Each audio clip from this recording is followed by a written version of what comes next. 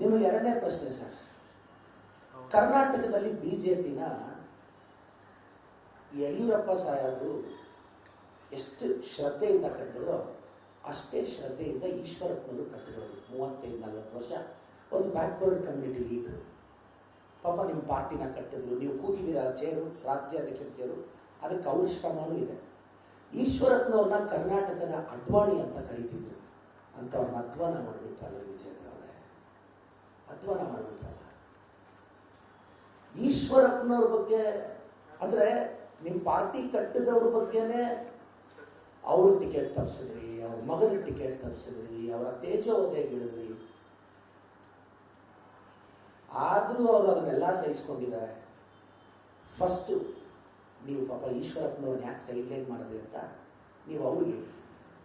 ಇನ್ನು ಮೂರನೇದು, ಯತ್ನಾಳ್ ಸಾಹೇಬರು ವಾಜಪೇಯಿ ಸರ್ಕಾರದಲ್ಲಿ ಕೆಲಸ ಮಾಡಿದವರು, ನಿಮ್ಮ ಪಾರ್ಟಿಯ ಫೈರ್ ಬ್ರ್ಯಾಂಡು.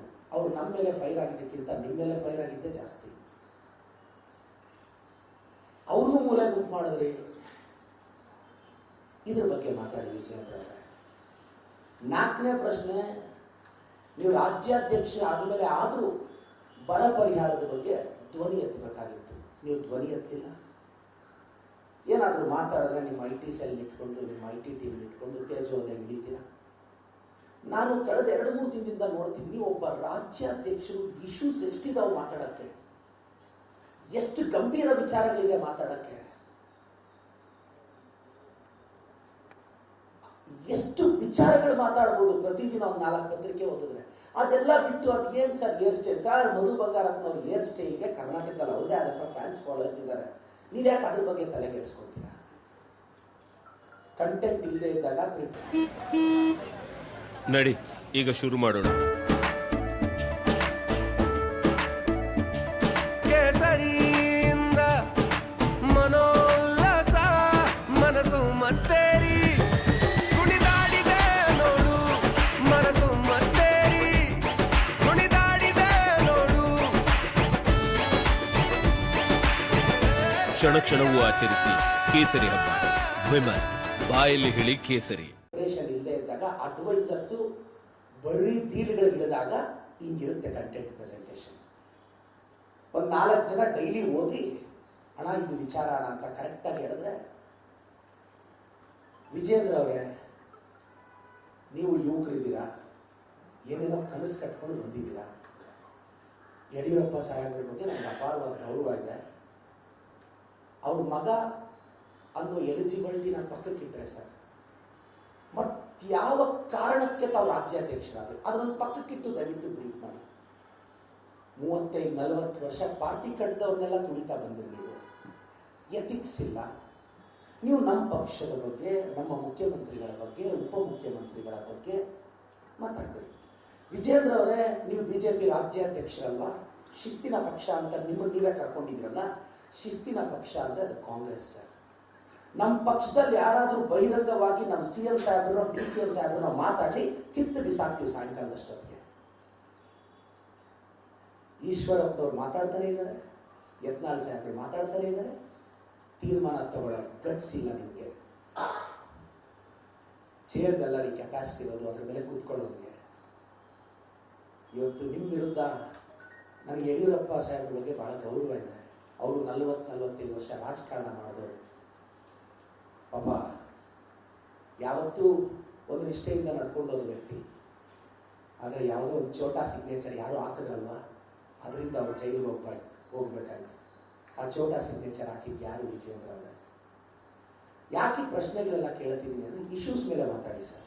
ನನಗೆ ಗೊತ್ತು, ಇದಾದಮೇಲೆ ನಿಮ್ಮ IT ಟೀಮ್ ತುಂಬ ಆ್ಯಕ್ಟಿವ್ ಇದೆ, ಸ್ಟ್ರಾಂಗ್ ಇದೆ, ಪೇಡ್ ಕಾಮೆಂಟ್ಸ್ ಇದೆ, ಪೇಡ್ ಕಾಮೆಂಟ್ಸ್ ಎಲ್ಲ ಇರುತ್ತೆ ಕೆಳಗಡೆ. ಇದು ತುಂಬ ಆ್ಯಕ್ಟಿವ್ ಆಗುತ್ತೆ ಇವತ್ತು ನಾಳೆ. But we don't care. ಮತ್ತೆ ಹೋಗ್ಲಿ, ನೀವು ನಮ್ಮ ಮಧು ಬಂಗಾರಪ್ಪ ಸಾಹೇಬ್ರನ್ನ ಬೈದಿದ್ದೀರಾ ಅಂತ ನೀವು ನಮ್ಮನ್ನು ಕ್ಷಮೆ ಕೇಳಿ ಅಂತಲೂ ಕೇಳಲ್ಲ. ನೀವ್ಯಾರು ನಮ್ಮನ್ನು ಕ್ಷಮೆ ಕೇಳಕ್ಕೆ? ಈ ಕ್ಷಮೆ ನಾನು ನಿಮಗೆ ಸಾಧ್ಯ ಆದರೆ ನಿಮ್ಮ ಪಾರ್ಟಿನ ಕಟ್ಟಿದ್ರಲ್ಲ ಈಶ್ವರಪ್ಪನವ್ರನ್ನ ಕೇಳಿ, ನಿಮ್ಮ ಪಾರ್ಟಿನ ಇಷ್ಟು ದೂರ ತೊಗೊಂಬಂದ್ರಲ್ಲ ಯತ್ನಾಳ್ನವ್ರನ್ನ ಕೇಳಿ, ಅವ್ರಿಗೆ ಆನ್ಸರ್ ಮಾಡಿ.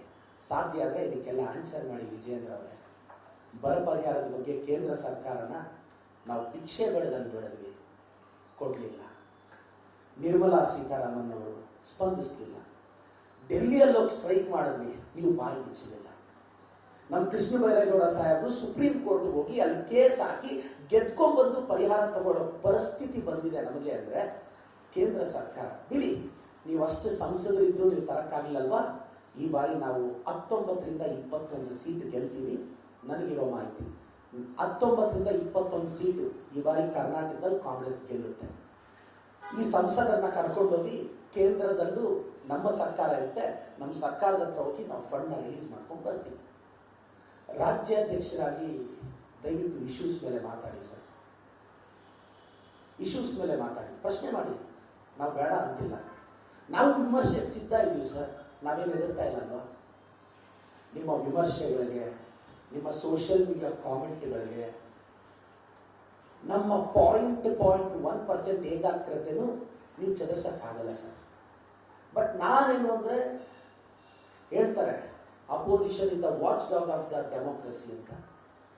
ನೀವು ಯಾಕೆ ಅಪೋಸಿಷನ್ ರೋಲ್ನ ಕರೆಕ್ಟಾಗಿ ನಿರ್ವಹಿಸ್ತಿಲ್ಲ? ಏನಾದರೂ ಮಾತಾಡಿದ್ರೆ 2-3 ದಿನ ಪರ್ಸನಲ್ ವಿಚಾರಕ್ಕೆ ಅಟ್ಯಾಕ್ ಮಾಡ್ಬಿಡ್ತೀರ. ಕಟಿಂಗ್ ಮಾಡಿಸ್ಕೊಂಡು ಬಂದ್ರಿ ಅಂತ ಕೇಳ್ತೀರಾ ನಮ್ಮ ಸಾಹೇಬರಿಗೆ. ಸರ್, ನಿಮ್ಮ ಪಾರ್ಟಿಯಲ್ಲಿರೋ MLAಗಳು ಇಂಥ ಕಾಮೆಂಟ್ ಮಾಡಲ್ಲ. ನಮ್ಮ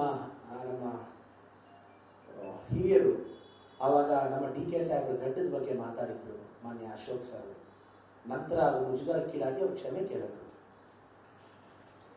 ನೀವು ಇಂಥ ವಿಚಾರ ಮಾತಾಡ್ತಿದ್ದೀರಾ. ನಾನು ವಿಜಯೇಂದ್ರ ಅವ್ರನ್ನ ರಿಕ್ವೆಸ್ಟ್ ಮಾಡ್ತೀನಿ, ಕರ್ನಾಟಕದ ರಾಜಕಾರಣದಲ್ಲಿ ನಾವು ಇನ್ನೊಂದು 30 ವರ್ಷ ಕಿತ್ತಾಡಬೇಕು.